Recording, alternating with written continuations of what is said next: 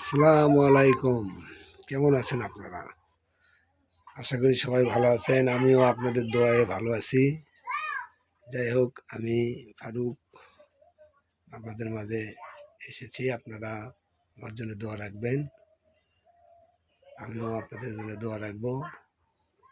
আজকে নামাজের দিন, শুক্রবারের দিন, আমরা নামাজ পড়ে আসলাম। তাই সবাই নামাজ না পড়লেও শুক্রবারে সবাই নামাজ পড়বেন। 5 ওয়াক্ত নামাজ পড়ার চিন্তা ভাবনা নেবেন, অবশ্যই পড়বেন। নামাজ কিন্তু বাধ্যতামূলক, নামাজ পড়তেই হবে।